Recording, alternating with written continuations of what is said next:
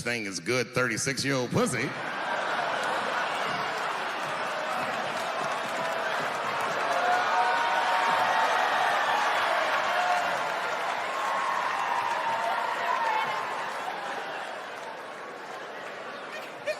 Doesn't matter what I say. And if you at home watching this shit on Netflix, remember, bitch, you clicked on my face.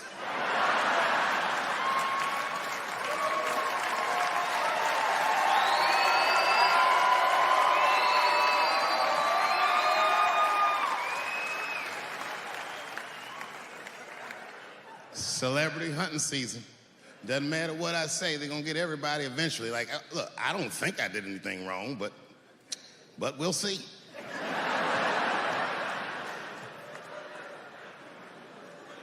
They even got poor Kevin Hart. Can you imagine such a thing? Kevin Hart, let me tell you something. It was Kevin Hart's dream to host the Oscars. That's what he told me. And I remember when he told me, because I was thinking to myself, well, that's an awfully strange dream for an African American. Kind of nigga dreams of hosting the Oscars. Kevin did, that's who. And he did it. Against all the odds, Kevin became the most famous comedian this world has ever seen, and he got the job that only one black man before him had had. He was gonna host the 80th Oscars. And I don't know what you know about Kevin, but I know Kevin Hart is damn near perfect. As close to perfect as anybody I've ever seen. In fact, Kevin is precisely 4 tweets shy of being perfect. 10 years ago, Kevin had made some very homophobic comments. And I'm not gonna repeat what he said, because this is Atlanta.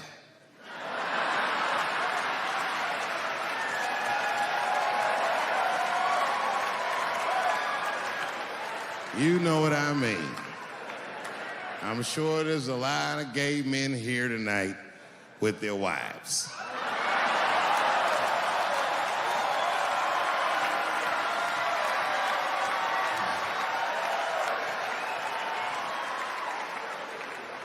Far be it from me to offend anybody. All right, I'll tell you what he said. But just remember, these were not my words. These were Kevin's words. And it was a long time ago. And I'm paraphrasing because I'm not good at telling other people's jokes. Okay, Kevin said that if his little son was demonstrating or exhibiting homosexual behavior around the house, that he'd chastise him. He'd say, hey, that's gay. And then he said he would smash a dollhouse over that child's head. Ooh, the gay community was furious. And I don't blame them. I got a lot of gay friends. And all of them, 100% of them, all have told me fucking horror stories about the shit they had to go through just to be themselves. Crazy, crazy stories. And in all those stories, I gotta say, not one of them has ever mentioned anything like their father smashing a fucking dollhouse over their head. Because clearly Kevin was joking. Think about it. You would have to buy this nigga a dollhouse to break it over his head in the first place. Does that sound right? Is anybody gonna do that? The gay community was upset, and then they put so much pressure on the Academy of Motion Pictures and Sciences that they went to Kevin and said, if you don't apologize to that community, then you cannot host these Oscars. And then Kevin said, fuck it, I quit.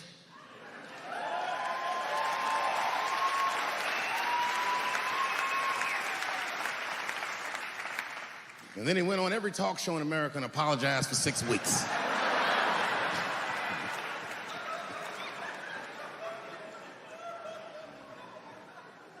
Kevin fucked up. I understand the mistake he made because I've made the same mistake early in my career. This is many years ago, 15 years ago. It's when I was doing Chappelle's show. There's a, thank you.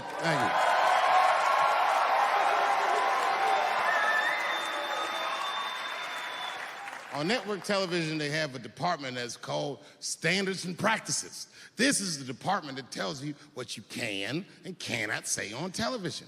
And if you're doing your job well, you should never hear from them. But if you make a Chappelle show, you'll hear from these motherfuckers all the time. And remember, this is 15 years ago. I made a mistake. I didn't even know I had done anything wrong. I had written a sketch that had the word faggot in it.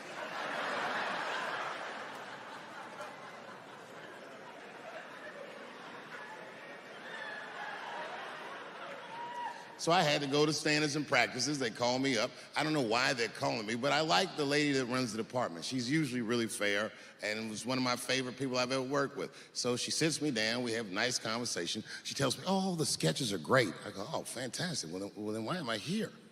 She said, because, David, there's no way that you can ever say the word faggot on our network. I didn't know I did anything wrong. I didn't try to defend myself. I said, all right, fuck it, I'll take it out. Have a good afternoon. And as I was leaving, it occurred to me, hey, Renee, quick question. It's just a question. Seriously, I want to know, like, why is it that I can say the word nigger with impunity?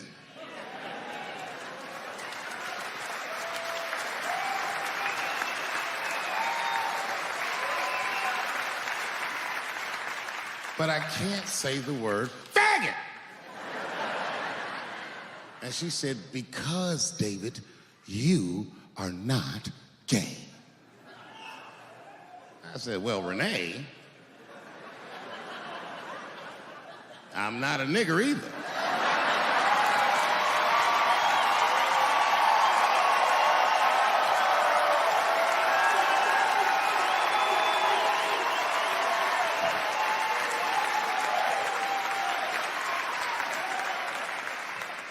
But you see, what I didn't realize at the time and what Kevin had to learn the hard way is we were breaking an unwritten and unspoken rule of show business. And if I say it, you'll know that I'm telling you the truth. The rule is that no matter what you do in your artistic expression, you are never, ever allowed to upset the alphabet people. You know who I mean. Those people that took 20% of the alphabet for themselves. I'd say the letters, but I don't want to conjure their anger. It's too late now. I'm talking about them L's and them B's and them G's and the T's. People be surprised. I have friends, all kinds of letters. Everybody loves me, and I love everybody.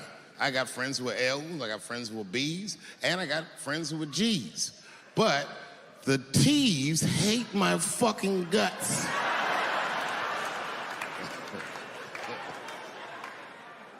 And I don't blame them.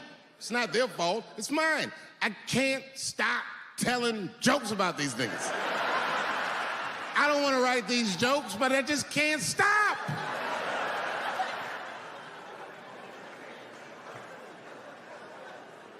You know, you hear all those letters together all the time, LBGT, LBGT, and you think it's just one big movement. It's not. All those letters are their own movement. They just travel in the same car together. And my guess is,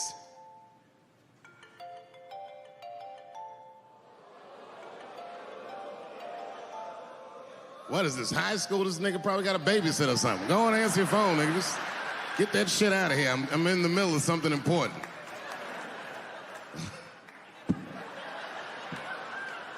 Wouldn't it be funny if we made fun of him and he's like, and he went outside like, hello? Mama's dead. Oh, no! Mama's dead.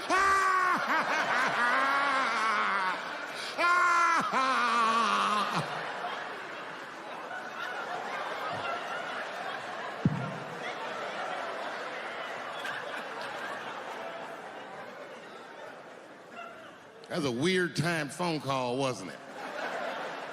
It's like his phone is gay.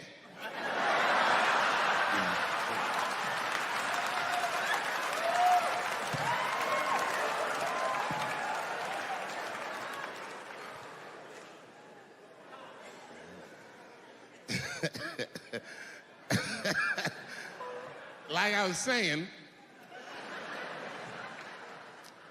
my guess is the G's are driving that car. That makes sense to me, because there's white men in the G's. And these people are trying to get around discrimination and oppression. And you know how white dudes are. We know these roads. In fact, we built these roads. The rest of you buckle up. We'll get you to where you want to go. So the G's are just driving the car. Of course, next to the G's in the passenger seat is the L's. Everybody likes the L's, except for the G's. I don't know what that's about. I just know the G's don't like them that much. And the G's always say like little subliminal digs on them. It's unnecessary shit. It's not mean, but you know what I mean? They just be like, I wouldn't wear that. The only thing that breaks the tension between the L's and the G's are the B's in the back seat. That's right, there you go. Everybody scream out when you hear your letter.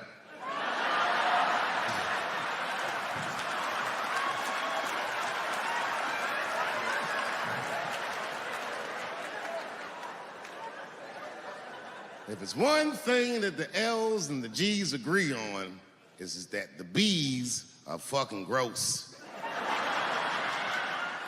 They seem greedy to the L's and the G's, you know what I mean? They're just sitting in the back seat like, yeah, man, I'll fuck anybody in this car. What's going on, man?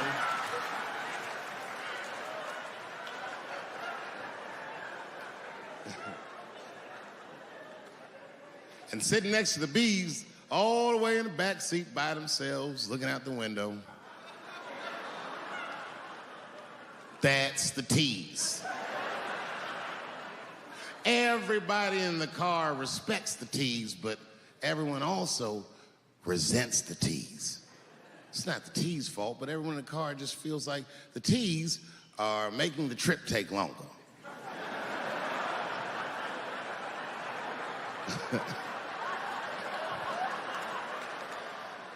Anything the T's say gets on everybody's nerves. And then the T's don't even say anything bad. They just be in the back talking to themselves. I'm hot. Shut up.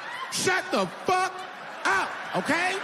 Just roll the window down, you bitch. I don't know what you... What? Just said I was hot. Could you pull over at the next exit? I need to use the restroom.